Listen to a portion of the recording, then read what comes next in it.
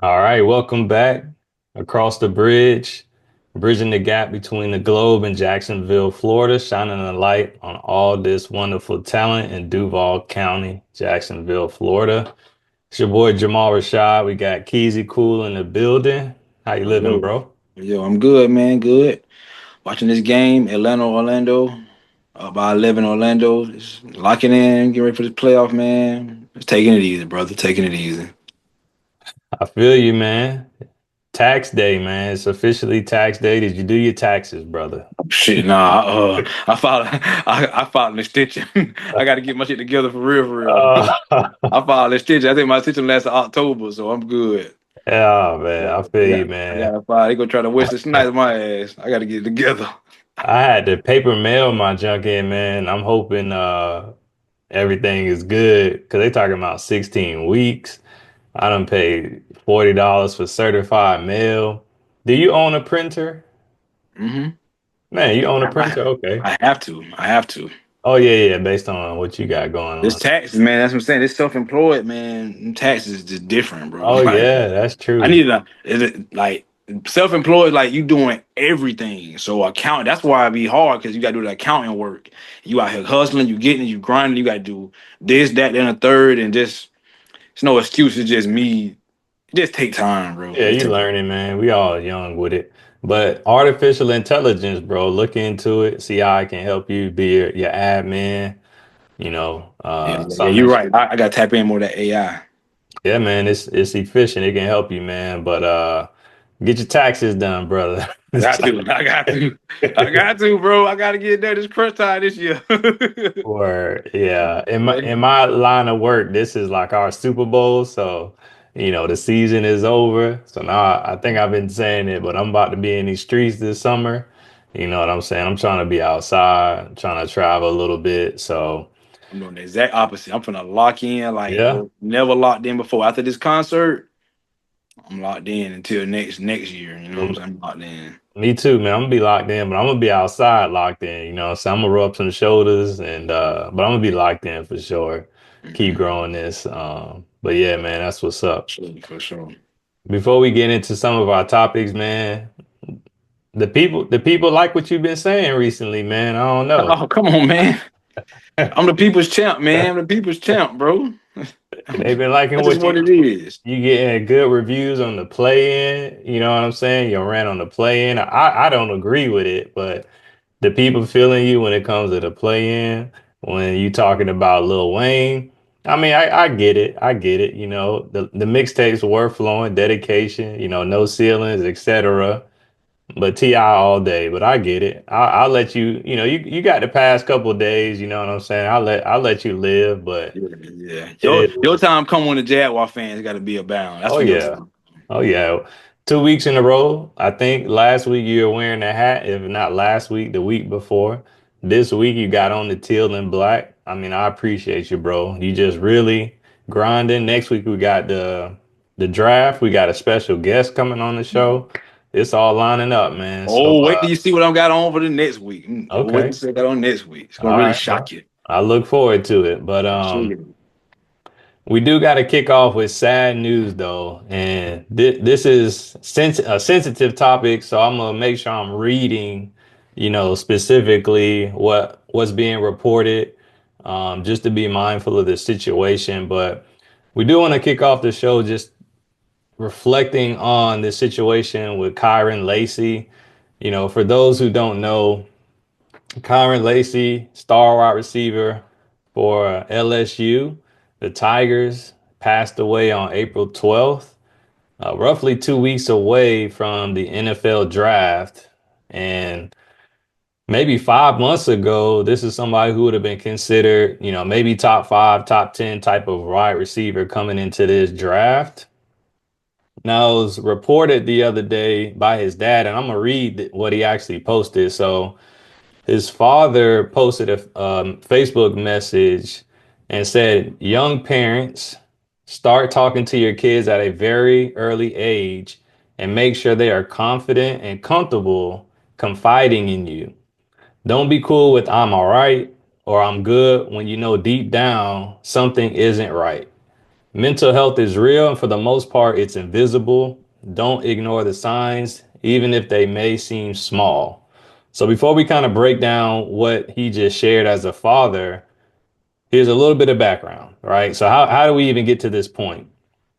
So, December 17th, 2024, Kyren was alleged to be involved in a fatal car accident that resulted in the death of a 78-year-old man, in which Kyren did not render aid and he didn't call for help, allegedly. December 19th, he officially posted that he's declaring for the NFL draft. A couple weeks ago, March 26th, LSU actually holds their official pro day, in which he participates. And then this past weekend, April 12th, an alleged verbal argument where a gun was fired led to a vehicle chase in which he was in pursuit by officers, ended up crashing, and he was found with a self-inflicted gunshot wound where he was produced or pronounced deceased. So that was a lot. And it's tough, man, because, I think back to the LSU versus USC game. We were chatting, one of my group chats, we talk about sports and whatnot. He got called for a penalty where he did the John Morant, gun pose for his celebration. And, that's been a big topic recently. And, we kind of joked about, man, these YNs, right? Mm-hmm. And specifically it was him. So that's kind of how I took notice to him. And to see the turnaround to where he passes away this past weekend, man, is definitely a reminder of mental health, but also just the weight of pressure and when we make mistakes and what it can lead to. So thinking about what his dad said, what's your take on what he said in regard to how we handle our children and how we should communicate with them and dive deeper when it comes to mental health?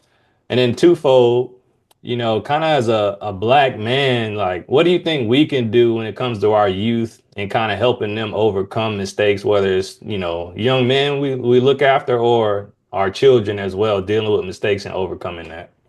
Um, it's something I've been saying for the past 2, 3 years, man. Where I really believe that we are the most important generation of parents due to the fact that we have social media. We are more connected. We speak, we talk about a lot of things a lot more than the previous generation did. We are more knowledgeable. We are more aware. We're more open to things in the black community that most weren't, especially things like therapy. You talk to somebody who 70s and 60s born, our parent generation, they not going to no therapy, right? For multiple reasons. Not saying it's right or wrong. I don't believe everybody need to go to therapy, but the fact that we are open to it, um, and just aware, we are aware of a lot more things. We are aware of music and images and media and the effects of all these things, right? And we talk about it. So once again, I just like to drive home that anybody our age who listening, man, we are the most important generation of parents. When we talk about breaking generational curses, it starts with us. Like he said, and I've been seeing this a lot more in the coming through social media. We have to not be so friendly with our kids. I had an episode of that today with my daughter. I had to really just like get on her ass today about something, and it hurt me to do it.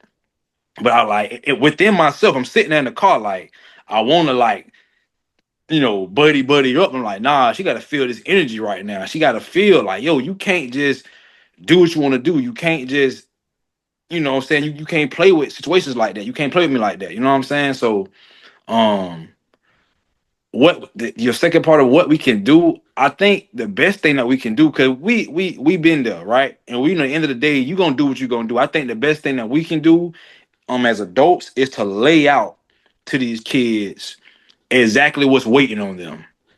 Right. So at least thing you could say is nobody never told me it's gonna be like this. Cause that could be a lot of people's excuses, especially all week, like, dang, I didn't know it's gonna be like this. But now I'm gonna tell you, if you go do this, you go out here drinking and driving. You go out here texting and driving. If little daughter, young man, you go out here not when having unprotected sex. You out these goals and dreams and everything. It's gonna be put on pause if you go out here and get pregnant or get somebody pregnant. All of these decisions you make at a young age, you gonna be held accountable for them one way or another. You can't escape your bullshit in life. Cause like I say, man, at the end of the day, they gonna do what they want to do. We can we blow in the face, Yeah, right? Peer pressure that's a gonna fact. get in their face. We did what we wanted to do. we made it through. All praise to the Most High. We gotta just, whatever you believe spiritually to make it work, do that. But at the same time, man, really talk to them. Take parenting seriously. We have to set a good example. Definitely watch what we speak, watch what we do, and be honest. Mainly, don't if our kids catch us in some bullshit, be honest. Gain the respect of your child. You know what I'm saying? Because the last thing you want as a parent, if your child not respect you, be like, man, fuck what you talking about. That's how a lot of that stuff start, man. So just talk to them, man. Talk to them. Keep open communication. Don't make them feel like you going to hell, you the devil, all that weird shit. Some of us was taught growing up, being black, me, black boy growing up down south. You the devil, you going to hell, you a sinner, making it feel like everything you do, you don't even know what you're doing, and you being put this tough thing on you, so you gonna keep it in, right? Cause shit, I know me, I ain't talk to nobody. Any problems I had, bro, I didn't talk to no friends about it. Family, I kept that shit in myself and dealt with it when it had to come out. You know what I'm saying? I'm pretty sure a lot of us was like that. So just talk, man. Communication is key in all areas of life. Yeah, man, you said, I mean, that last part was the bar right there. Communication is so real. But even just thinking of like, what does that mean sometimes? Like, to just say anything? How do I say it? How do I frame it?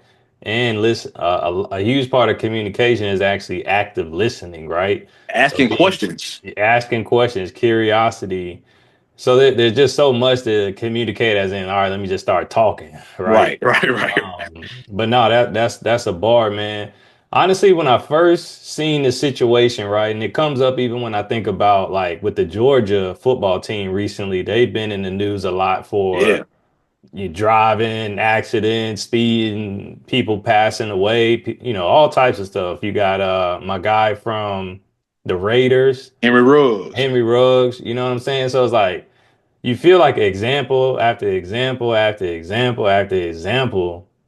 But like you said, we're gonna do what we do. So then it made me reflect, right? Like, all right, let me think back over my life. Right. And all I can say is, man, thank you, Lord, right? Like that's Right. all I literally could say because I could have Right. been in these same situations, right? Like literally, right? The Right. same situations, but it just didn't turn out that way. So it's like I get it.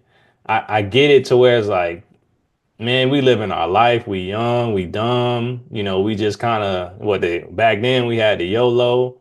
We just doing what we doing. And by the grace of God, I didn't fall into a position where, I killed somebody or I ended up in jail or I'm all over the news or whatever it may be, right?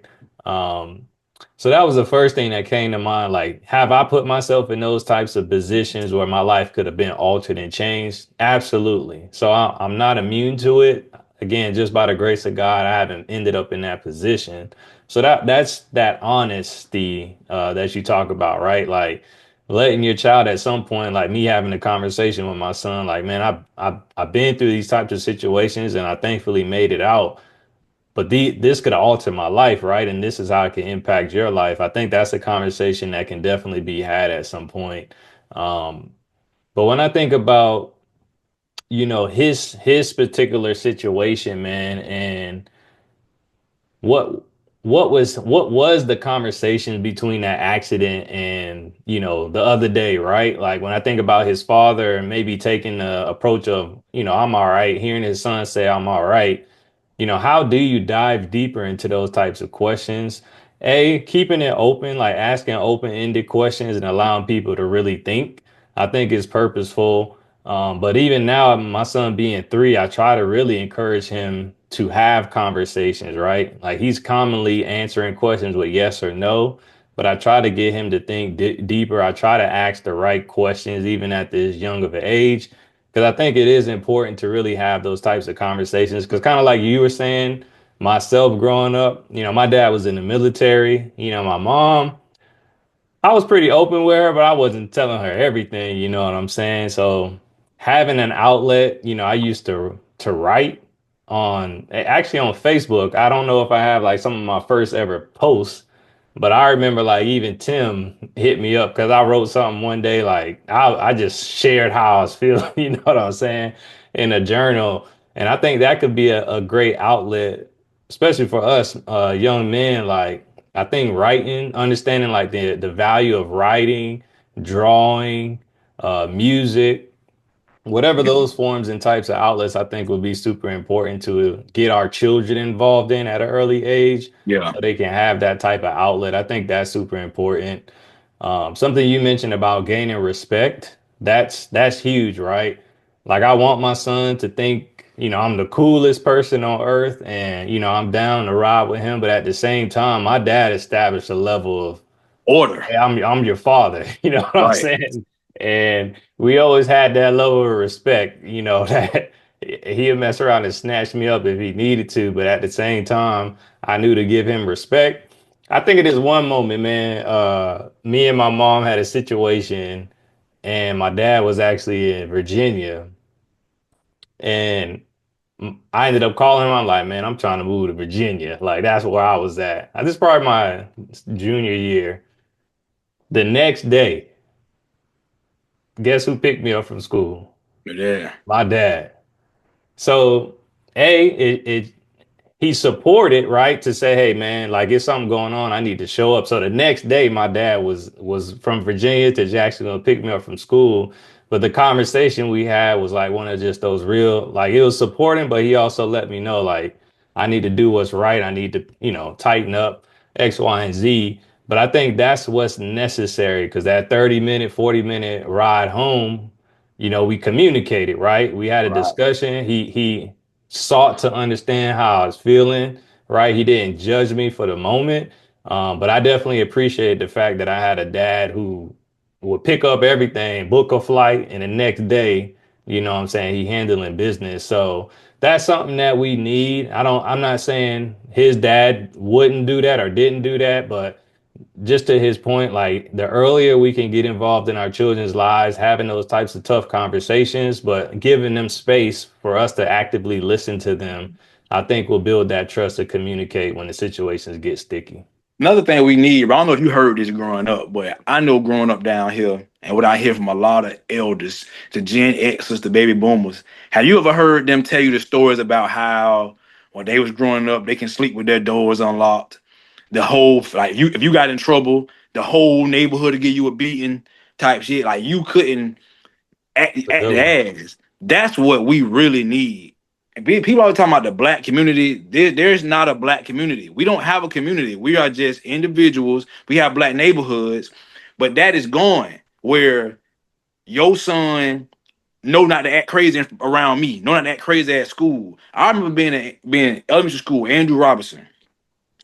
Everybody knew my daddy, so I knew I had a certain line I could not cross, and really it wasn't no line. Yeah. Sometimes it wasn't no line. Like if anybody caught me, if I got in trouble, I broke down crying. I'm like my daddy, So you this already nigga gonna know. he gonna hurt me. And it wasn't even like the my dad type of person. He didn't care about nothing but Yeah. conduct. I can bring home all F's. If I had an A in conduct with him, I'm straight. You know what I'm saying? So if I got in trouble with him, it's like, boy, and I still went crazy, right? But it was still just like, all right, hi, do what you gotta do. But I'm just sitting there saying the mentality if I got something wrong, this lady here know my daddy, that lady there know my daddy, she know my grandma, know my uncle. So it's just like everywhere I go, I'm being watched. I can't get out of line. And that's what we really need in our community. We need a real fucking community of black people to sit back and I don't know why we can't do that. I don't know why we not doing that. I don't even know. I don't have no answers as to why we doing that, bro. But that's what we really need, so we can watch out, have everybody back, and we can know to openly communicate with one another when you going through shit. You know what I'm saying? Yeah, I actually seen a post and it made me think exactly how I felt this weekend, right? So the post I saw, I don't know what neighborhood it was, but the person was like they hit the lottery on their neighborhood, and when they panned the image, it was like maybe 15, 16 houses, garages open, kids were on the sidewalk. Some people were drawing. They each had like a little thing, drawing, painting. Some people were riding bikes, people in the Right. yard chopping it up. And that is the image I think that we need to see, right? So thinking back to myself, that actually happened to me this past weekend, right? I was washing the car and cutting the grass. My wife and son were in the garage. My next door neighbor, her and this other girl got like a blanket, put it on the sidewalk, got paint, and they probably like sixth grade, seventh grade, got paint.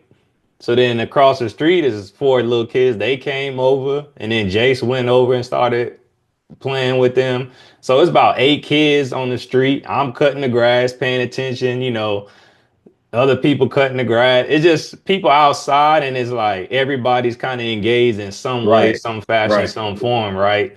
And it's just like, man, this is cool to see, right? And it's like, man, I'm blessed. You know what I'm saying? I think that's necessary because if I see them outside, I'm paying attention. If it's, where we live is kind of in the back, so it ain't cars necessarily coming up frequently. But if they are, I'm making sure I'm paying attention to them, or they're aware that, they ain't gonna be throwing those rocks at my house, and stuff like that, right? Like it's that level of respect, but also that level of safety and security. And I think that's what it is. Like there's not a sense of safety and security to build the confidence to check someone, right? Because if I check such and such coming up the street, are they gonna get an attitude? True. They're gonna pull out a True. gun, they're gonna, True.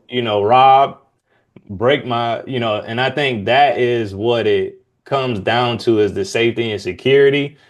You already know we got the no snitching mentality. So it's like if me and you live next together and somebody rob you, I ain't gonna, say nothing. So I think safety and security needs to come back into the fold. Respect needs to come back into the fold. It's just so many layers, bro. It's Yeah, so it much. You is. gotta It have really mama and daddy, like Yeah, yeah, that. It's just so many layers, bro. yeah, yeah, man.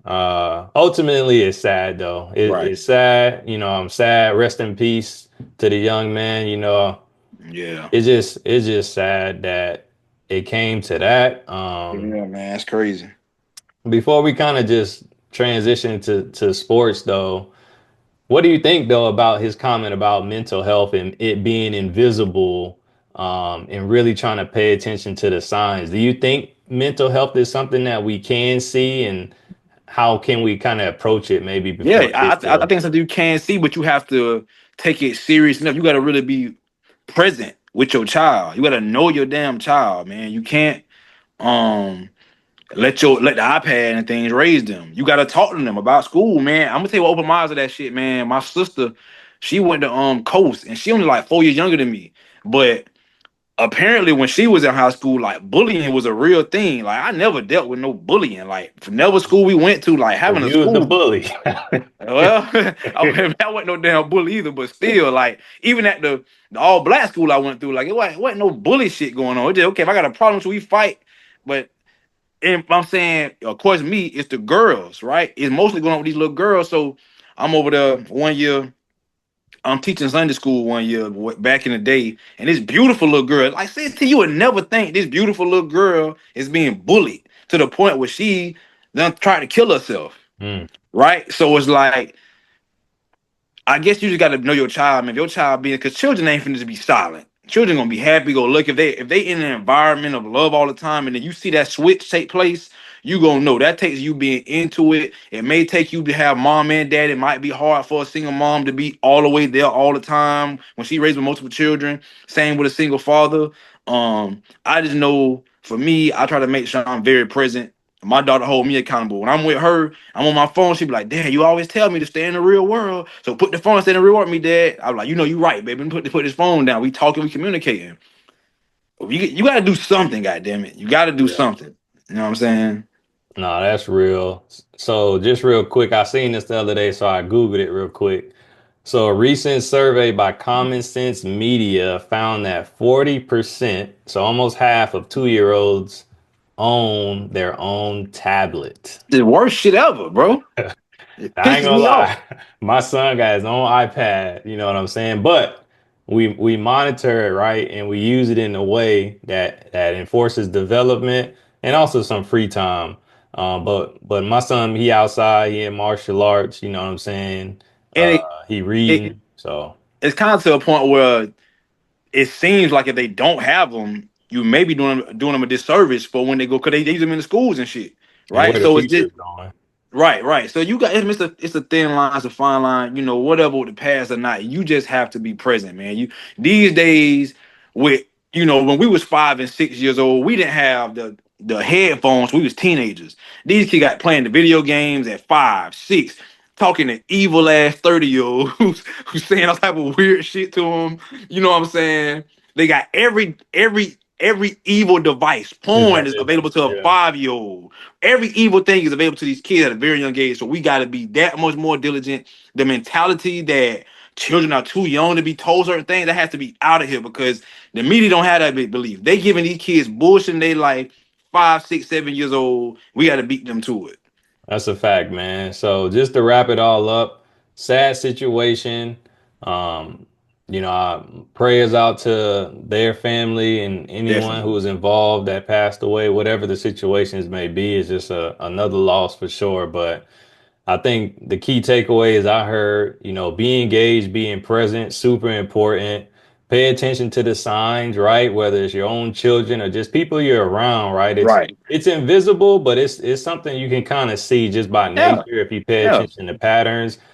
Curiosity, right? Communicating, active listening, be courageous enough to ask questions and stay in tune with the people you really care about. And each one teach one, each one support each other. So Right. yeah, I just wanted to touch on that situation, see what your thoughts were. So I appreciate that conversation. Definitely. Definitely.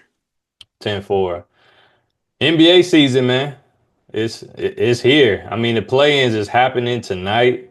Right now, we got the Magic versus the Hawks, and I Magic think won. okay, Magic won. So that's your team. So what are they now? Seventh place. 7 seed. They probably gonna get swept 4, 5, but yeah, 7 plays. All right. So we got the play-in starting tonight. So clearly the Magic won. So Atlanta now will go on to play Chicago or I don't even care about the East for some Yeah. reason. Chicago is some other team, right? Chicago. Chicago or Miami. All right, Chicago. Oh yeah, okay, yeah, Oh Chicago and my gosh. Miami. Okay.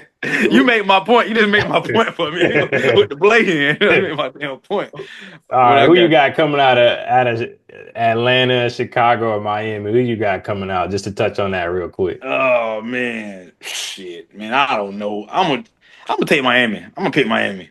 I'm Yeah, gonna Miami to beat the Bulls, and I pick them to beat the Hawks. I'm gonna go Get into the Hawks. AFC. I'm gonna go Hawks, man.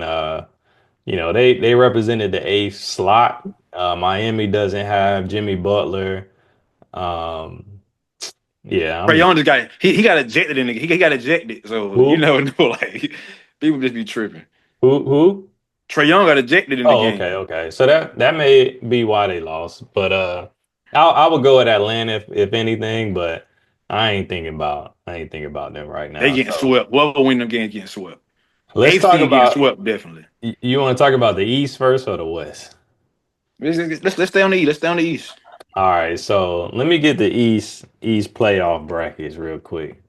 So the Eastern Conference, we have the number one seed listed as the Cavaliers. We got Boston at number two. So if everything goes accordingly, the Cavaliers will play Miami, Chicago, or the Hawks, and then you have Boston playing the Magic. Then you have 4 and 5. So you had the Pacers versus the Bucks, and then you have the Knicks versus the Pistons. So Mhm. hypothetically speaking, you say the Cavaliers versus the Heat. Who you have out of that first round, 1 versus 8 seed? I got Cavs sweeping whoever they play. Sweeping whoever they play. It's easy. Quick work. Cavs gonna sweep whoever they play. Uh I can't name too many people on the Bulls, Heat, or Hawks. Probably when I'm picking the Heat, I can name more players on the Heat than I can on anybody else. You know what I'm saying? To be honest with you, Yeah. so I got them sweeping them. The Heat culture, you know what I'm saying? I wouldn't even be surprised the Heat stole the game. It's because of that Heat culture that goes on now. I believe in that. I really believe in that culture.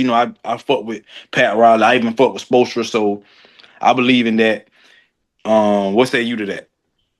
Honestly, I'm not going to waste no time. I think the Cavs are coming out the East all the way, but just to focus Mm. on the first round, I can see the Hawks versus the Cavaliers. I think that could be a good series just because Trey Young does offer some type of energy in the playoffs. He got the cold shoulders. And I like a couple of players on the Hawks, but they did give up.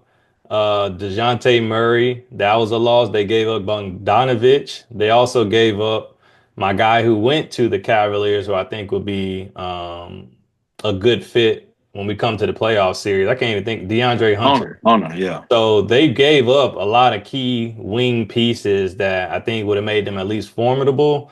So I don't really know who they have as a replacement that's really going to carry them through the playoffs. So easy win for the Cavaliers, and they'll move on to the second round. Next up, we have, in this case, will be the Boston Celtics versus your contending Magic, Orlando Magic team. Who you got in that first round matchup? I got the Celtics. I think the Celtics gonna sweep them, man. I think the Celtics on a mission, and they're gonna sweep them too. I told you that the Magic not at full strength. The Magic they need to be at full strength. Who else they need? They missing Morris Wagner. That's the other guy they missing. They missing him. He might be the third best player, but he key off the Old bench. Wagner. Yeah, Morris, whatever his name is. Yeah, yeah. He hoops. He Okay. Franz Wagner brother. He hoop for real. You're not talking about number 22. Who you talking about? Wagner, the number one player on their team. I'm talking about Wagner, the center. Like, yeah, Yeah, he the older brother. He like 7 feet tall. yeah. Or something. Like, Who yeah, I'm used to talking play about him. with the Lakers? He played with the Lakers. Yeah, I guess so. Okay. Yeah, All yeah, yeah. I'm right. talking about Maybe him. maybe maybe he upped his skills. I ain't No, know. he did. No. Him and his brother play together. They be balling. But Okay. he older. 10 years to get together. Yeah, I don't. You got to be the Magic. Got to be full strength to beat the Celtics. I I, think with him. I'm shocked that he's the difference maker in your mind, but okay. Yeah, you gotta be full strength because the Celtics gonna be full strength. Full strength Celtics, man. That's a dog right now, man. The Magic wouldn't be in this position if everybody wasn't hurt. They wouldn't be playing them right now if everybody wasn't hurt. So I can say I think the Celtics. This gonna show me what they about. I'm picking them to sweep them. I think the Celtics are on a mission to prove that last year championship wasn't no fluke, and that the Cavaliers can't fuck with them. So I'm picking the Celtics and a sweep. Two sweeps for number one and two seeds sweeping out the East. So I got the Celtics winning. I mean, there's no reason for them not to win this series, whoever they face. But do I think Paulo Banchero can get you a game? I think this will be his opportunity to really showcase how valuable he is, and also the other Wagner, the younger one. Them two dudes, they can ball.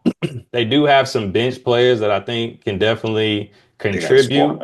squad. But overall, I never expect much from the Magic. You know what I'm saying? Being from Jacksonville, I always prayed and wished they would be a contending team.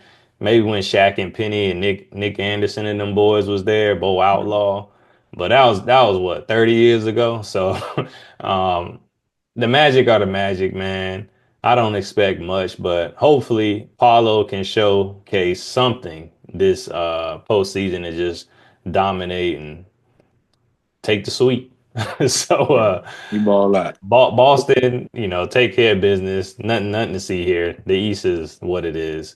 Uh, Next up, we have, this is probably the matchup I'm most interested in.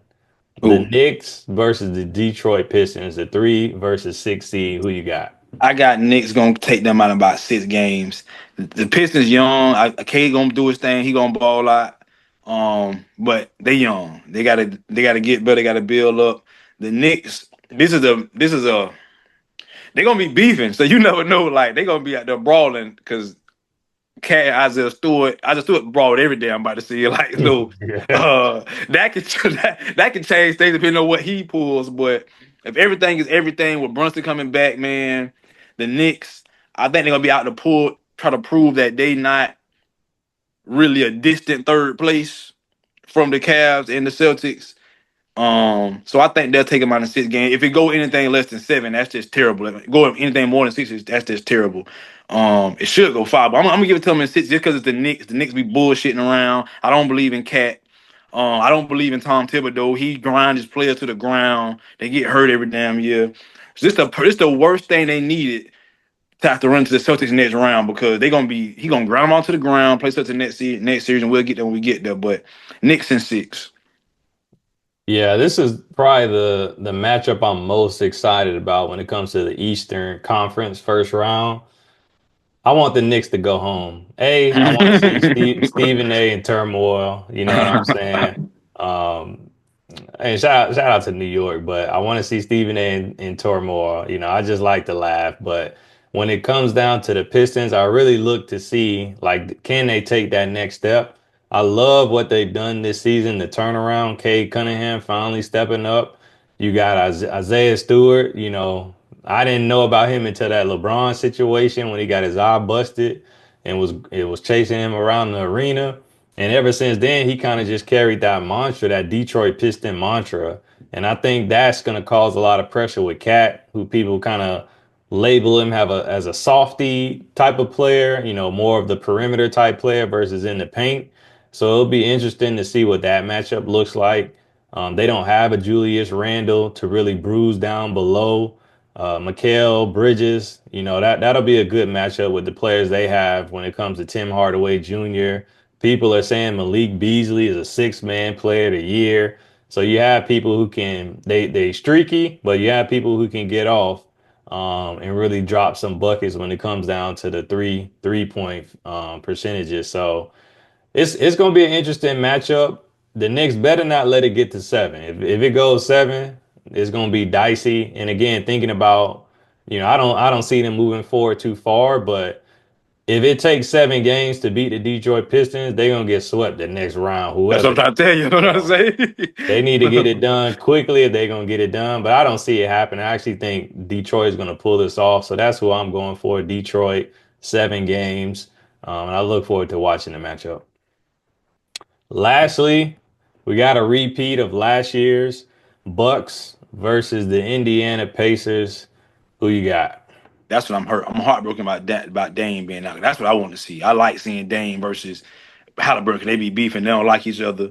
This was the series that I was most intrigued by. I think the Pacers gonna put him out.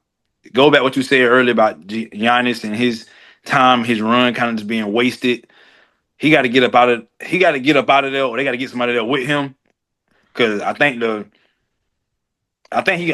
go home in 6 games, man. The Pacers can turn shit on and drop 180 points on you if they want to. They can just start lighting it up, man. So I'm going with the Pacers in 6 game over the Bucks, mainly because of Dame Lillard being out. If he wasn't out, I'll pick him, but he gone, so Pacers. Yeah, I got the Pacers, you know, and it's unfortunate. I talked about it. I think Giannis' reign is over. Not anything to his talent or credit, mainly leadership, you know, just messing up his opportunity there. And as I think about his future, I'm not really sure where he goes based on what I believe he needs as a point guard or wing player. We'll see what happens. But as far as this specific game, this specific matchup in the first round, I think the Pacers will definitely move forward. Halliburton definitely was a steal out of Sacramento to be able to get him, you know, unorthodox player. He doesn't necessarily look like the baller he is, but the dude can ball. He can facilitate a grade A point guard. He can put up buckets. So I really like his ability to lead this team. You got Miles Turner, who doesn't seem like he really develops his game, but he can hit. he Does can it? No, he like he can hit a does. jump shot, and Stay the same every damn yeah, year.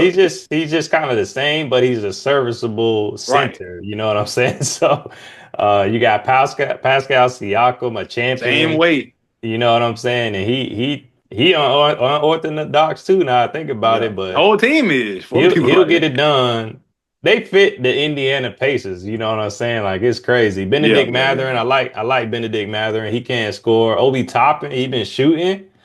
I'd be like, man, Obi Toppin got a jump shot. Yeah, yeah, And yeah, then you yeah. got the good old what's his name?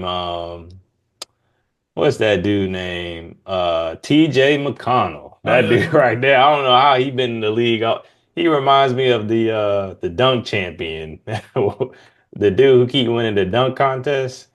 Oh, Uh the white boy. yeah, that's who he remind. If that dude could kind of fit in a TJ McConnell role, he can find his way in the league.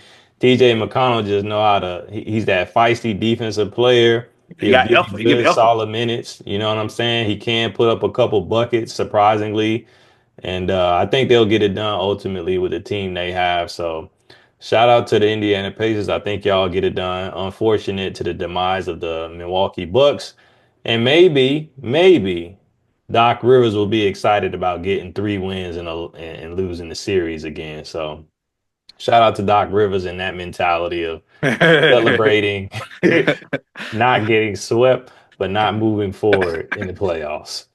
Uh, so that's the first round of uh, the Eastern Conference. Not, I think that's a straightforward conference, man. Strike it up. We got Celtics versus Boston in the Eastern Conference Finals. That's my prediction. Nothing much to see here. But where it gets real Cavs, you mean? interesting, huh? Celtics, Cavs, you mean? Yeah, what I say? Celtics, Boston. Oh yeah. Celtics Cavs in the Eastern Conference playoffs. But here's where I think the real NBA is. It's in the Western Conference, typically the case ever since LeBron left the East. Mm. So we have first round Thunder and I believe versus the Grizzlies. Versus the Grizzlies. Who you got when it comes to the play-in, fall into that AC? Oh man. Right now the Thunder, the Grizzlies and Golden State, they tied up right now in the first quarter of this game. I'm really believing that the Grizzlies gonna lose this game. I think the Kings gonna beat the Mavericks. I got a hunch that the Kings gonna beat the Grizzlies Hmm. and put them out. Um, I'm just sick of the Grizzlies. I don't want to see them play. I don't want to watch them they doing stupid shit right now. Like as I watch this game, missing dunks, all kind of dumb shit. I don't want to see this team play basketball any longer. I want Okay. John Morant traded. I want them off this damn team. I'm tired of seeing this iteration of this team. They're not doing shit. They're not going nowhere. They're just sitting there. And it seems to always be the case of the Grizzlies at a point. They always hit a point with their team where they not going no further. And I think they reached their zenith years ago. They're not making no moves. Nobody not gonna come to Memphis. It might be a case of that whole city and attracting big name free agents.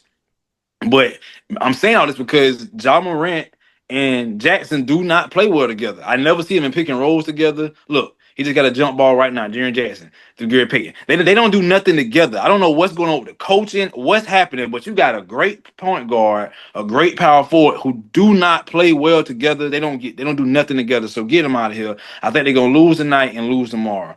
And then with that being said, I think the Thunder and Kings will go like 5, 6 games, and I got Thunder winning. I don't want to see the Kings. I ain't gonna lie. I just think they give a better effort, a Yeah. better matchup, man. Okay. Yeah, because you got Sabonis. I mean, Right. I You go got with the that. Rosen. You got Yeah. you got to come and say you guys think who a hoop, you know? I got you, man. I just haven't seen Levine show up in the playoffs before. She ain't I, been I, there much, I don't think, have you? that's what I'm saying. Like somebody said they just the Chicago Bulls now in the Western Conference with Could that be. team. So if they still had my guy who went to San Antonio, I think that would have been. If they had the same iteration of the Sacramento Kings from a couple of years ago, that would have been nice. But yeah, nothing to see here. OKC beats whoever falls into the AC. I do think it'll be the Grizzlies. You did make some key points there when I think about Jackson and Morant. That's interesting. I really don't know the dynamics. Their window was wide open a few years ago, but Ja just kept getting injured and that closed quickly. So I would like to see that be shaken up. I'm not sure what it will look like. Maybe he goes to Miami. You know what I'm Right. saying? That's what I think he need to be. I think he need to be in Miami. But yeah, that'll be an interesting play, but nothing to see here. OKC blows past whoever they play in the first round. Rockets versus who I assume will be the Warriors. Who you got in that I matchup got coming out? Warriors in 6. I got Warriors in 6. I got the Warriors still in one game on the they only got to get one. They get one game. Oh, how many games do they need? Yeah, they only got to get one game on the road. I think they'll get game 1 or 2. I don't see. I'll be shocked that the Rockets can go into Golden State and win without and being so young. The way they play basketball, uh, and just that crowd in Golden State. That when they start doing that Warriors chant, I done seen teams fold behind that. Like now, I don't know if the arena might be different because I know that Oracle it was built a certain way where the noise went down, everybody's packed on top of them. So I don't know how it is in this new arena they got, but I'm going Warriors in 6, man. I just think they more battle tested. Um, I think we finna really see Jimmy Butler show what he there for. And Draymond playing that great defense. Steph just gotta not start acting like he tired. He always act like he tired all the damn time. Sometimes when it come around this time, he's like, finna fall over and shit. So he can keep his shit together. I got Warriors in six. I'm gonna give it to the Rockets, man. I'm gonna give it to the Rockets. I really think Ime Udoka is a tremendous coach. He Definitely. really knows what he's doing. He knows how to get the best out of his players and construct a team. And I think from a defensive standpoint, really just a matchup standpoint across the board, they really have the players to match up with the type of team that the Warriors have. When you think about the guard They play, do. they have young, athletic wings, and you got a Dylan Brooks, right? So you got somebody who's willing to frustrate. They got a Draymond Green. Like Dylan Brooks and Draymond Green may cancel each other out and be kicked out the game, you know what I'm saying? To where now Draymond Green has no impact. Like I can see that happening. You have Jalen Green, who's very athletic, been balling. Amin Thompson, that's somebody I really got to start looking into because he's been balling. Him and his brother, when you think about Detroit, making some huge impacts coming in at young as young players. And then this Alperen Sengun dude, man, I'm talking about balling. You know what I'm saying? Like they talking about all NBA for this type of guy. You know what I'm saying? Like low post Yeah. maneuvers, really gives them a low post threat. And all around, right, they just have veteran presence. They have Fred Van Vliet, right, Yeah, they got a good championship team. contender. They got Steven Adams as a backup center. Like they really have a good mixture of young veteran leadership, what I think is a tremendous coach who's on a mission to get back to the NBA Finals. So, do I see them getting all the way? No, but just thinking about this first round matchup against the Warriors, I do believe they have a chance. I would say it goes seven. I'm gonna give it to the Rockets. Hmm. Nice. So here we go, man. The Lakers and the number three seed. So let me just make sure I remember this correctly. This was not a championship contending team. I don't Hmm. even know if Markel had them making it to the playoffs. But number three seed, 40-year-old LeBron James leading the way. And they verse your favorite team, the Minnesota Timberwolves. Who you got I'm coming gonna out of the shock you. I'm first gonna round? shock you here. Ain't no shock. I'm shocker. Lakers in seven. Hey, And I'm gonna tell you, and I'm tell me only saying why. that for the one reason. Anthony Edwards got to prove to me that he understands the time and what needs to be done in games like this, in series like this. Because it seems like he is kind of, he gets in spaces where he want to run from who he supposed to be. He kind of did that last year in the Western Conference Finals against the Mavericks. I don't know what happened with him, but that series started. All of a sudden, he don't want to shoot no more. He ain't driving this season. He has been just shooting three after three after three, not driving to the paint, not putting pressure on the defense the way he should. And I just wonder what him being on the court with LeBron James is gonna do to him. Is that gonna make him raise his level of competitiveness to want to prove that he better and that the shit Luka did to him last year was a fluke? Or is he gonna be starstruck with LeBron James? I do believe some of these players be starstruck when they get around LeBron.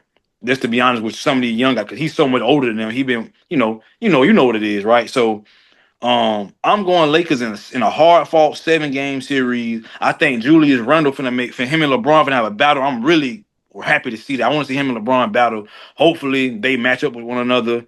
Um, and another reason I'm picking them is because the Lakers got like 3 guys who can drop 30. They got Luca, LeBron, and Reed. Reeves. Reed can drop 30 as long as he can get 30 on his own, but when it matters is when they getting off too.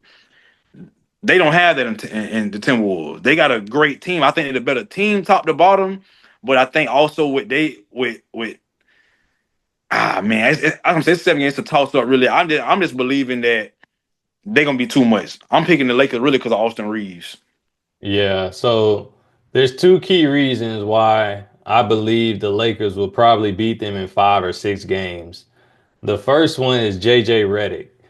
Like I said this earlier in the year, but Man, I really we was think he's vibing so well. We was vibing so well. You put this bullshit. Go ahead. I really think JJ Redick is a tremendous coach, man.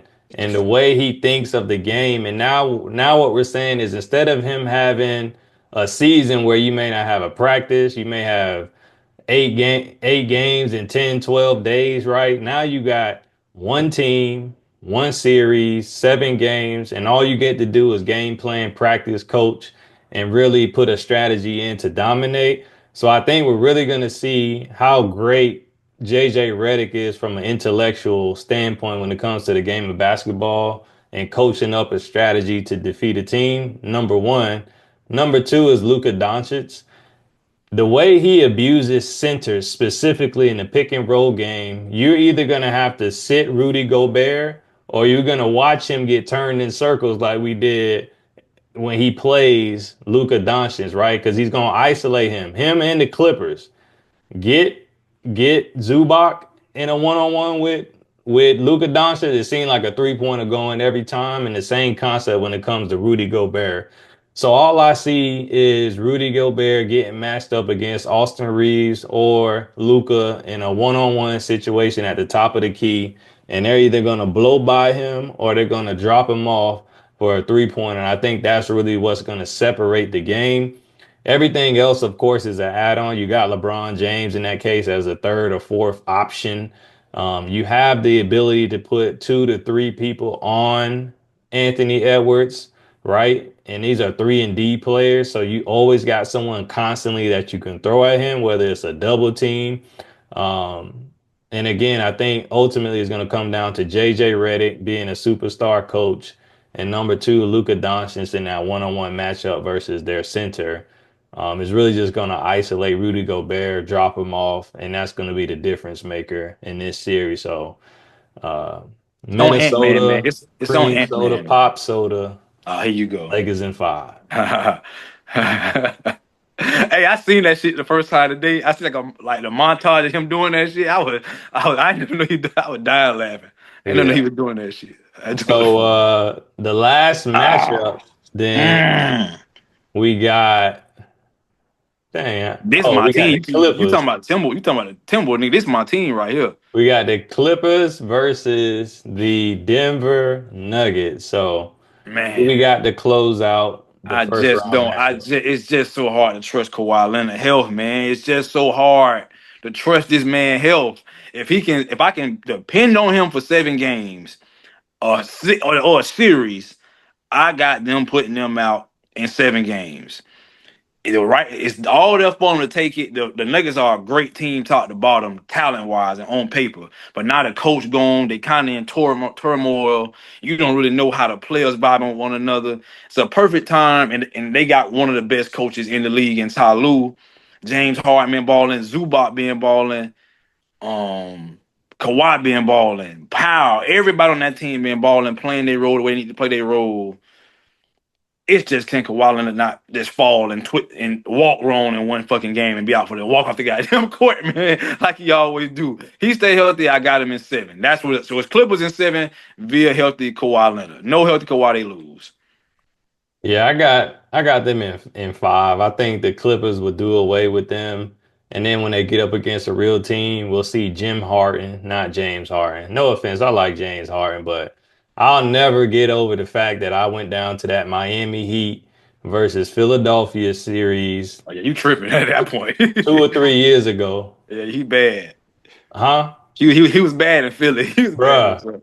I wanted my money back. I was like, first of all, Joel Embiid didn't play. So I'm mad at I didn't get to see Joel Embiid play for the first time. And I'm like, who is this on the court? That is not uh, James Harden that I'm watching. Like I literally walked out like, bro, that was Jim Harden, bro. Like who I don't know who was on that court, man. So that's my mm-mm. last memory of James Harden. Please show up in the playoffs, my guy. I want to see Houston Rockets, James Harden. I want to see you advance. And Kawhi Leonard, he been balling. That's been one of my favorite players. He just been injured, so he just kind of fell off. But here's the opportunity to showcase his ability to dominate. You mentioned Ty Lue, great coach. Him and JJ Redick on the same. Nah, Ty Lue be You doing his kidding me? thing, man. So, and honestly, just think Denver that's over with. So even with Kawhi, I just think overall, Denver's just not in a good place. They just fired their coach. I don't expect much from them. Joker, he gonna do his thing. If Jamal Murray plays, he'll do his thing, but it won't be enough at the end of the day. Clippers in five, maybe six, depending on Kawhi's health. You So you disrespecting the hell out of the Nuggets, but I hear you. I'm just saying what it is. So we'll see what happens, but I don't expect much from the Nuggets, just like they didn't expect much from their coach. But that's the first round, so I look forward to really watching it. And we'll talk about the NBA draft next week. But once we get past the first round, we'll chat about the second round. So I might drink some wine and watch the Memphis Warriors game after we wrap up. But before we close out the show, the season ended officially. Let's go through who we would give our awards to. So regular season awards. Let's start with your first and second all NBA teams. First and second All NBA teams, man. I'm going. It's the top of my head. I'm going. Jokic, SGA, Tatum. I'm going Giannis, and I'm going Ant Man. That's my first team. Second team, uh, Braun, uh, Steph Curry, Brown from Celtics. Celtics. I'm going. Oh man, I feel like I gotta put Cade Cunningham on that second team, and mm, I might I might go Donovan Mitchell. Okay. Donovan Mitchell. That's five. That's five. I think so. Braun, Steph, Cade Cunningham, Brian. Yeah. No. I didn't hear no like big man, Oh, but I said Braun. I said Cunningham, Curry, Donovan. Brown, and okay, yeah. So first The big team, man Braun shit. yeah. Hmm. So first team, I got Shea, I got Joker, I got Mitchell at the two, I got Tatum, and then I got Braun at the four for my first team. Second team, I was trying to figure out Cade Cunningham, but I went with Garland, man. I was like, I got to give him some love. He been balling with the Cleveland Cavaliers, so I gave Garland some love at the point. I got Edwards at the two, Brown at the three, Mobley at the four, and Segun at the five. So I just tried to show Jeez. some people some love, and I try to do it by positional value. I couldn't think of another power forward in the league I'd put first or Giannis. second team. So yeah, Giannis, but they was like 3-15 to start the season. They did come back, but I'll put Giannis on third team. Let's go individual awards, and then we'll end off with MVP. So Word. we got six man, rookie of the year, defensive player of the year, and coach of the year. Where we starting at? Let's do Let's six just man of the go. year. Stacey, man, I'm going Peyton Pritchard from Okay. Boston, man. Boston loaded. I think did he come in and drop like 40 or 50 or something? One of them dudes. I think it was him and White. Them boys both dropped like 40 or something one game. I'm going Peyton Pritchard, man. That boy get hot. That's why I think they finna run through shit again in this playoffs again. They just too stacked. So Peyton Pritchard Yeah. for me. Um, I think it was Austin Reeves said something about like I wish I had the exact quote, but like white players in the league not really like that.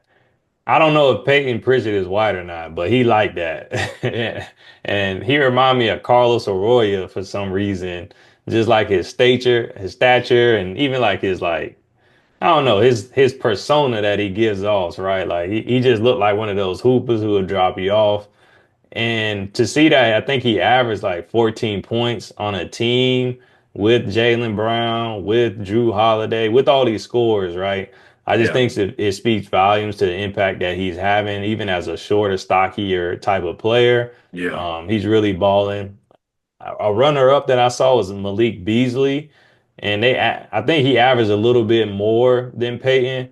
But again, just to think about the team that Peyton's on and the type you're of right. players that they have, that speaks volume that he's still able to get 14 points a game, Right. 27, 28 minutes, shooting at the high clip. So shout out to him. I'll give that award to Peyton just to shout him out, give him some love. Who you got Mhm. for a rookie of the year? Stephon Castle, man. from the Spurs. I seen this dude. Bro, I was like, I don't care what we talking about right now. If everybody say if Victor want, they finna be a problem. That Spurs are finna be a fucking problem for everybody when them boys get back right. And don't let them get a good pick out the draft this year. Oh my God, Stephen got him. They got Murray. They got Wimby Fox. Oh my gosh, man. Stephon Castle. I seen this dude, but I was like, who the hell is this? Like this dude was balling. So I'm Yeah. going with Castle, man. Wow. Yeah. That's who I got as well. And you spoke about how you weren't aware of UConn's back-to-back championships. Well, there's your answer. Okay. So he was a huge catalyst when you think about them getting that back-to-back, that second championship. That's where I noticed him in the championship. I believe it was against San Diego State. And I mean, he's the type of player that has the white t-shirt on under the jersey. Yeah, yeah, he And it's wanted like, him. man, what's up with that? Yeah, But the yeah. dude, he was a two-way player, man. He was locking up on defense, and then he was just so casually scoring, not dominating, just casually scoring on that team because they had a loaded team at UConn, but he was the one who stood out to me, and it's clearly a sign of why. And again, you have a team like San Antonio, he just seems to draft those types of players. So shout out to him and shout out to the Spurs. They may have something cooking moving down the line. Defensive player of the year. Draymond, man. I gotta get this Draymond Green, bro. Like, I'm like the effort this dude gives on defense. It's like he know this is what I do. I play defense. He gives so much effort on defense. It's kind of hard to even get mad at him sometimes for his shitty offense again that he do sometimes because he just giving it all on defense. He closing out. The thing you said about Zubac and Rudy Gobert with Luca, that ain't happening with Draymond on the court. Draymond gonna guard. He really can guard 1 through 5. Not saying he can do it effectively all over, but and he came along late. But I just remember watching him play the Lakers, and this dude really like he threw LeBron back. LeBron bumped into him. He went back and lost the ball at the end of their last games. I was like, nah, Draymond got this defensive player of the year again. They saying Zubac, they saying Mobley, I mean Thompson, but I'm be honest, I can't see them teams as much. I don't see the Rockets as much. I see the Warriors. They on TV all the time on TV right now. And Draymond Green, and for my face, defensive player of the year. Yeah, I'm gonna go with Dyson Daniels. So I think he's a rookie, but I'll throw it out the window there. He plays like Kawhi Leonard to me, defensive, not offensively, but defensively. When you think about a wing player on a team who can match up against your best players who are ball dominant, he is somebody I believe down the line we'll hear more about. If the Atlanta Hawks can really develop their team, he's somebody you will hear about. Yeah, He actually just I don't know what the hell that is. I don't know yeah, what you talking about right he now. actually just broke the NBA record with the most steals in an NBA Mm, season. wow, And that's dope. that's no accident, right? So you have somebody who definitely can play. He understands passing lanes. That's what I always used to question about NBA players is like you understand the passing lane, so just get your hands up into the passing lane. That's what he does, right? Most players play with their hands to the side or down, but in an attempt where a person's going to pass, all you got to do is put your hands in the passing lane. He's somebody who just consistently does that, which leads to steals, which leads to turnovers and easy points, right? So he's somebody I believe if he can continue to develop, he'll definitely be in a position where he'll clearly stand out as a defensive player of the year candidate. But just simply the fact that he has the most steals in NBA history in a season, I think that's something that's notable. Most defensive player of the awards don't go to guards though. They're gonna be towards big men. So you have the Rudy Goberts, you have the Draymond Greens, and those types of players. But I think they should really look at guard play and what he did this year as a younger player, continuing to develop. So I'm just No, giving him some another reason shout Jordan out. to go, but I hear you. Another reason Jordan to go. You just made another case for him, but I hear you. Yeah, okay. Coach of the year before we end with MVP. Man, now this is one of them awards where, bro, it's like a tie, bro. It's so many people to say because I got a theme with these two awards. I'm giving it to Cleveland. Atkinson, I'm giving it to him, but I won't be mad if you give it to Doku or if you give it to bro from the Pistons. I won't get back for any one of them.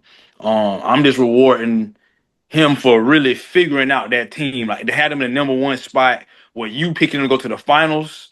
And we sitting here saying, we know the Pistons and the Rockets might be some time away just through their youth. But for him to figure that team out with the pieces, and they pretty young themselves. They had a number one seed with home court advantage coming up. I think from like the fourth to the fifth seed last year. I'm gonna give it to him just off the strength that they the number one overall seed. So I wouldn't, that's okay, but I wouldn't give it to him simply because I feel like that team was already in place. It almost reminds me of the Mark Jackson, Steve Kerr. Like to give Steve Kerr all the credit to me is a little wild simply because I think the team was ready made. They just were going to pop that season, right? So same thing with Cleveland. Like it's just another year for Garland, another year for Donovan Mitchell, another year for Mobley, and then you add again DeAndre Hunter with some key pieces, right? They have the shooter from Miami Heat. They got some other players who can shoot off the bench. So I just think they had a right team, and he just happened to be the one to harvest it. So it's cool. He still had to do the work and and match it up, but I think that team was what it was, and it just another year made them pop. Who I'm giving it to, yes, is JB Bickerstaff. I talked about him earlier in the year. I talked about him creating a culture in Orlando where he got them, to a place where they were competing in the playoffs versus Cleveland actually last year when they had a chance to move on to the next round and fell short, I think, in game seven. They let him go. He goes over to Detroit Pistons where they were offering I heard it as jokes, but I'm not sure how serious free chicken wings just to get people to come to the games. You know what I'm saying? Like, But you said oh, what? hmm? Oh, you talking some bigger stuff in Cleveland. Yeah, I'm talking about Detroit. My bad. In Yeah. Detroit. No, wasn't he coaching? He go he go Cleveland last year. Okay, so yeah, Cleveland. Dang, who was the coach at Orlando?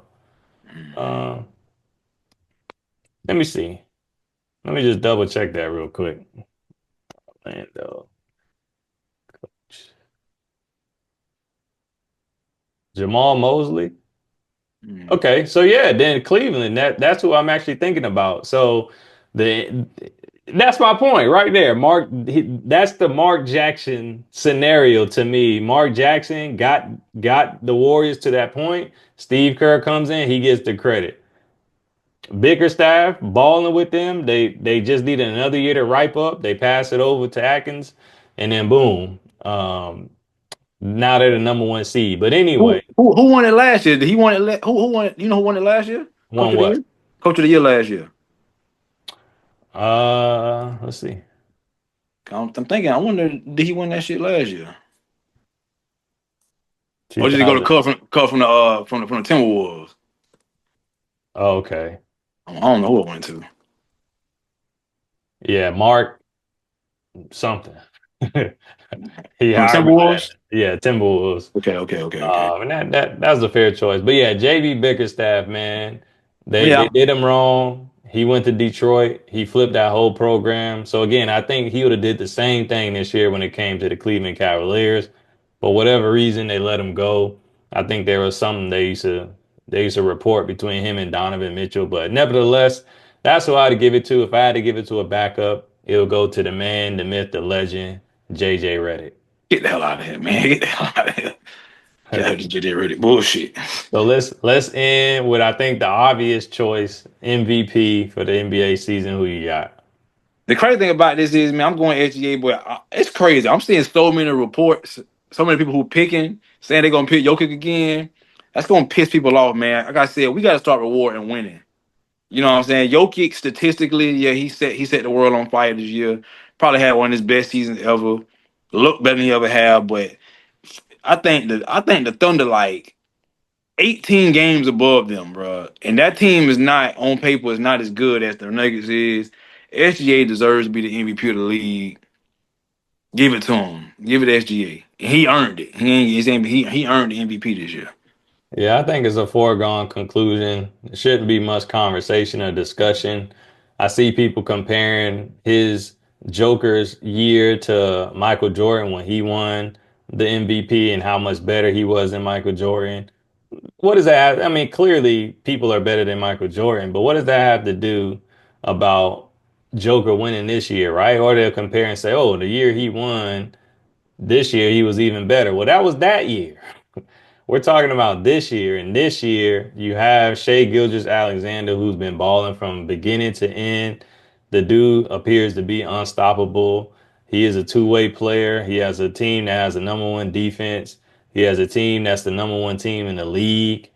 Um, they're number one seed back-to-back years. They're a young team at that, and he is the leader. He's been traded away from the Clippers as if he wasn't as valuable as Paul George, who currently is getting paid $230 million to do what we're doing as podcasters. Um, so hey, Paul George doing something right, but on the basketball court, it ain't it. He paving the way for us, man. Yeah, amen. Amen. So Shay, we gotta represent for him. You gotta give him his love, his spotlight, give him some shine, and let's see what he does with it, right? I think with that being said, you gotta show up, my guy, when it comes to the playoffs. I know you do individually, but we gotta see what OKC can do in the playoffs. Again, I think they'll blow through this first round, but then they gotta face, I don't know who it'll be, who they'll end up facing in the second round. But if they really want to They make a they they stand, play they play they play the winner of the Nuggets and the Clippers. okay. So I mean that'll be a tough series to face the Clippers if Kawhi Leonard is really healthy at that point. Yeah, they ain't So beating any one of them teams. it's gonna be a tough road, but this is where the MVP is the MVP of the regular season. You got to step up when it comes down to the playoffs and make it to the NBA finals. So this is the moment, this is the opportunity, and this is where you really get that respect going into the next year. So shout out to all the award winners for a regular season that had a lot of turmoil, people giving up on the NBA, but now it's time for the real season. So I'm excited. I'm about to go drink some wine and watch the Warriors. If it's boring, then I'm gonna go to sleep. Golden State up by 18. Okay, so They up by 18 in the second quarter, and John Morant filing. They filing Steph Curry. He getting 4 point plays. They about to get put out. They about to go home. They playing the next next well, game. I'm gonna pack it up then, go lay with my wife. You know what I'm saying? Next week we got the Super Bowl of the NFL season, off season, and that's the Yeah, Jaguars. yeah, yeah, Picking yeah, number five, baby. yeah. Super Jaguars. I Bowl, don't know who we gonna pick. Super Oh, Bowl. let me share this before we go. Okay, So the coach. So we got Liam Nelson, Liam Olsen. I forget his name now. Liam. yeah, Cohen. And we got James Gladstone. So the whole season I've been talking about. I just want to hear what they got to say, see how consistent, see what type of moves. James Gladstone is on to something, bro. What do you say? So he said, because they asked him, hey, why haven't you invited any of the players onto all on campus visits? So typically during the off season, when they're preparing for the draft, they usually have 30 invites that they'll invite. They'll come into the stadium, they'll come into the city, they'll get them acclimated, ask them questions, interview them to get a feel for who they want to put on their draft board and draft potentially during the NFL draft. His response was, we decided not to do that because what we want to do is keep our advantage and we have some strategies in place that we don't want to give away our hand.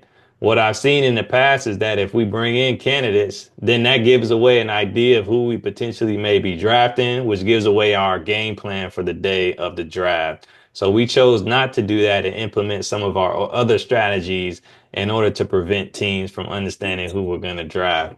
That's what I'm talking about. A man with a strategy, a man with a plan.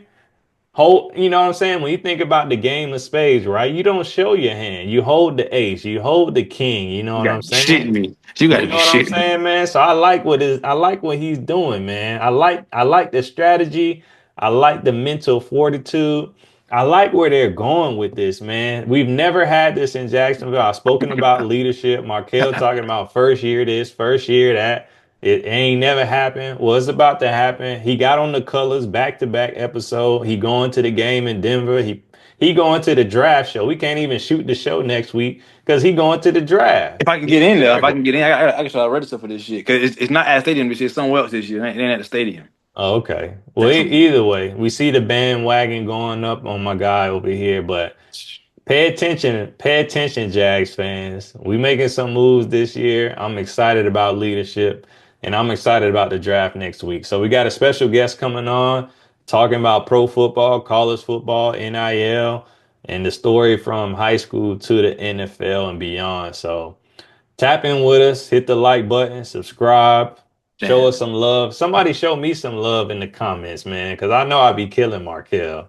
So y'all just be showing him them flowers out of respect. But We just had a great show, and you decided to end it with that bullshit that you just said. go The Jaguars. Jaguars going Jaguars. All I'm gonna say. Shout out to Duval County. We're gonna prove them Shout out to wrong this Duval. year. Much love. Check in on your people, man. Mental health is real. Check in on All your right. people. Show love. Let's All build right. community. And we'll catch y'all next week. Peace.